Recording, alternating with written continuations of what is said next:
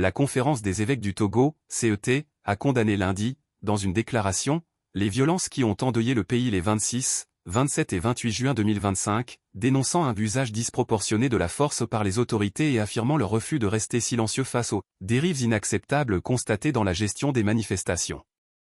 Réunis à Lomé à l'occasion de leur 139 session ordinaire, les évêques togolais ont exprimé leur profonde préoccupation, leur affliction et leur tristesse après les événements qui ont marqué ces 3 journées de tension, au cours desquelles des manifestants ont été violemment dispersés par les forces de sécurité. Selon des sources indépendantes, plusieurs personnes ont été tuées et des dizaines blessées, tandis que de nombreux cas d'arrestations arbitraires ont été signalés. Nous condamnons vigoureusement ces violences inacceptables et insoutenables, quelles qu'en soient leurs origines, leurs auteurs ou leurs justifications, ont écrit les évêques, appelant les responsables des répressions à la conversion. Qu'ils n'oublient pas que les cris des innocents sont des lamentations qui montent vers Dieu, ont-ils averti. Un silence brisé dans un contexte de tension persistante. Face à la détérioration du climat politique et sécuritaire, l'Église catholique togolaise ne compte pas rester silencieuse. Ils dénoncent la culture du mensonge qui, selon eux, gangrène le débat public et affaiblit le lien social.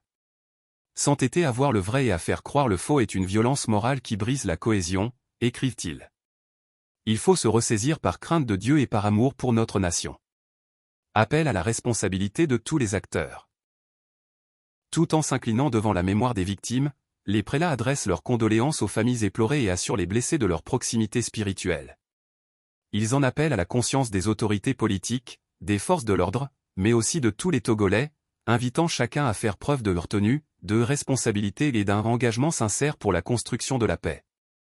Un usage aussi disproportionné de la force pour réprimer une manifestation, fût-elle illégale, est simplement inadmissible. Nous invitons les auteurs de ces actes répréhensibles à la conversion.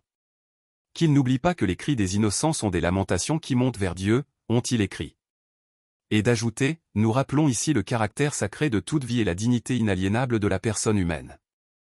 La banalisation de ces principes fondamentaux, communs à toute religion et toute civilisation, conduit inexorablement au chaos. Fidèle à sa mission pastorale, la Conférence des évêques conclut sa déclaration par une exhortation à la prière et à l'unité nationale.